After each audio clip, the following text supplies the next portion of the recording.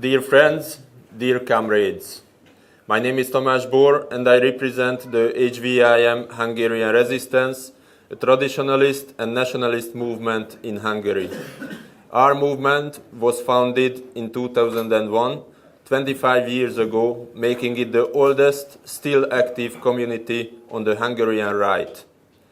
The topic of today's discussion is the State of Israel, but first let me clarify the basis upon which we view and judge political phenomena in the world. Our perspective is rooted in a traditional worldview, a traditional Christian worldview. We are often called nationalists, and we accept this label. However, it is important to emphasize that nationalism alone is not enough to describe what we think and do. To cultivate, cherish, and preserve our national identity and cultural heritage is one of the most important tasks today. Yet even this is not sufficient. Our culture and heritage can only be complete if we also understand the principles and the spirit that inspired and animated them for centuries. The main point here is above the idea of the nation, the traditional principles, worldview and spirit, which is the only thing that can create the basis of a long-lasting political foundation. Let me give a taste what I mean with a few words. Loyalty, bravery, chivalric values, the ability both to command and to obey, a sense for the shame and for honor, a sense for true hierarchy, and a sense for the sacred, in other words, traditional Christianity. These moral principles are entirely absent in a liberal democracy. Understanding this spirit gives us a higher foundation that separates us from chauvinism. It is important to remember that any form of social Darwinist nationalism lacks these higher values and reference points, and that is why it will eventually derive into chauvinism. And chauvinism is a toxic attitude to alliances, and it is completely opposed to the traditional idea of Europe. The Europe we seek to rebuild and the Europe that once existed. This problem is also connected to the topic of the State of Israel and Zionism. The ideology of Zionism was elaborated by atheist Jews, detached from the traditional principles and higher reference points I mentioned earlier. It is clearly an anti-traditional ideology which obviously led to a baseless Jewish supremacist chauvinism. We have to reject it for spiritual, political, and moral reasons as well. As you all know, in the mainstream politics, they see things differently. There, people are expected to side either with George Soros or with Benjamin Netanyahu. But we believe that they represent two sides of the same coin, or, to use another image, the two arms of the same pair of pliers. These pair of pliers are attacking the remnants of the traditional world and traditional Europe. One arm is called liberalism, and the other is Zionism. We have to reject both. The cooperation between these two forces can clearly be seen. The State of Israel creates unnecessary wars and contributes to the destruction of countries in the Middle East, while the networks associated with George Soros ensure that Europe absorbs the massive waves of migrants fleeing from those destroyed countries. This process is permanently changing the face of Europe.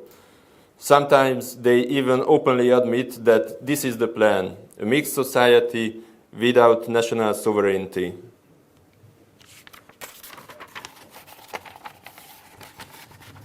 We Hungarian patriots are doing our best to expose all the actors behind these destructive forces.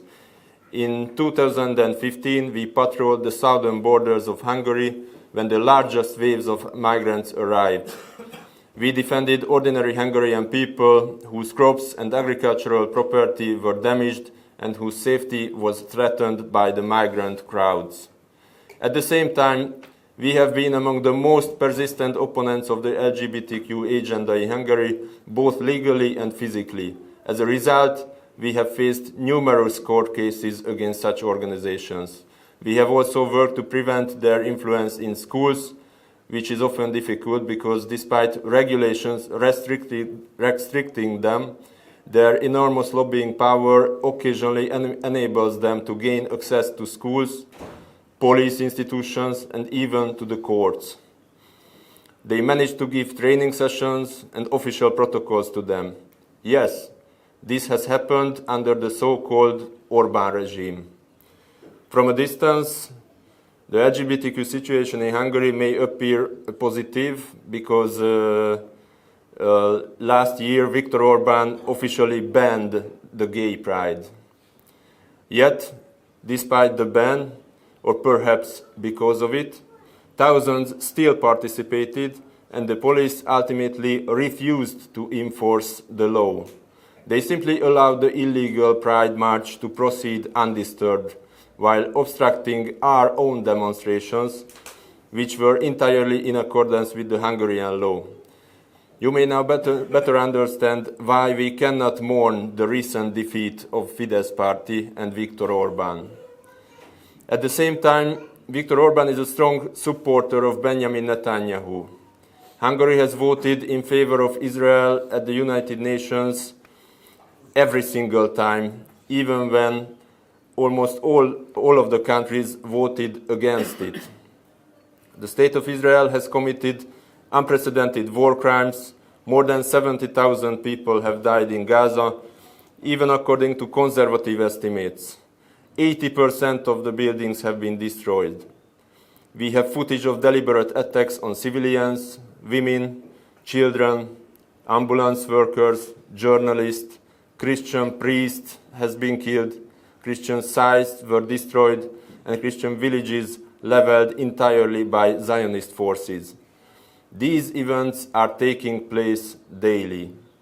We can witness this tragedy in real time, in 4K resolution, and yet despite these heinous acts, nobody speaks about imposing sanctions on Israel. Why almost everybody is so ignorant of these atrocities? Meanwhile, our Russian friends cannot even travel here to participate on this event because European Union continues to expand sanctions against Russia to an absurd levels. This is completely irrational and contrary to the interests of Europe and the European nations. Some may say that the conflicts in the Middle East are not our wars, but we should not forget that we are deeply affected by them. The more countries are destroyed, the greater the migratory pressure on Europe becomes. Finally, it is a moral duty to stand on the right side of history. We possess a sense of justice and we must act according to it.